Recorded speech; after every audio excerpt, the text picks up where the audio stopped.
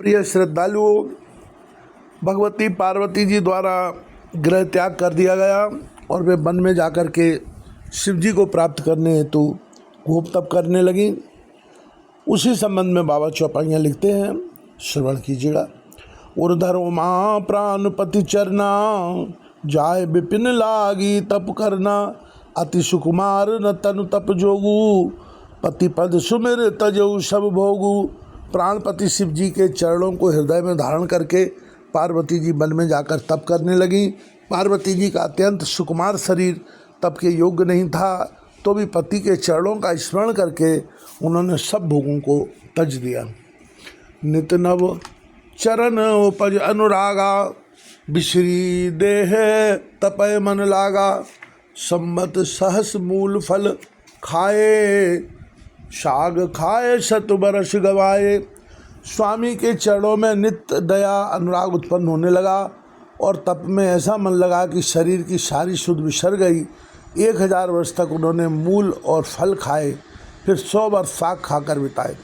कछु दिन भोजन बारी बताशा, किए कठिन कछु दिन उपवासा। बेल पाति मह परई सुखाई, 3 सहस सम्मत सोई खाई। कुछ दिन जल और वायु का भोजन किया और फिर कुछ दिन कठोर उपवास किए, जो बेलपत्र सूखकर पृथ्वी पर गिरते थे। 3000 वर्ष तक उन्हीं को खाया। पुन परिहरे सुखा नेउ परना, उमय नाम तप भयउ अपर्णा। देख उमय तप खीन शरीरा, ब्रह्म गिरा भय गगन गभीरा। फिर सूखे पर्ण पत्ते भी छोड़ दिए, तभी पार्वती जी का नाम अपर्णा हुआ। तब से उमा का शरीर क्षीण देखकर आकाश से गंभीर ब्रह्मवाणी हुई।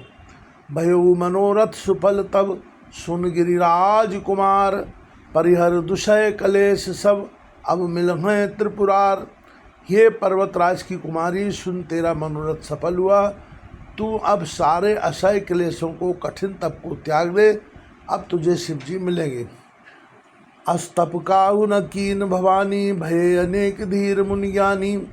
अब ऊर्धरौ ब्रह्म बरमानी, सत्य सदा संतत सुचिष्ट जानी।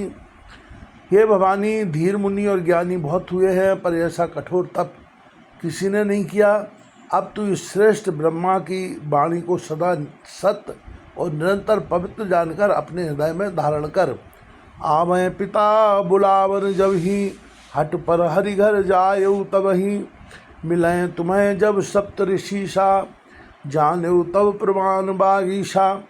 जब तेरे पिता बुलाने को आवे तब हट छोड़कर घर चली जाना, और जब तुम्हें सप्तऋषि मिले तब इस वाणी को ठीक समझना। सुनत गिरा विधि गगन बखानी, पुलक गात गिरजा हर्षानी।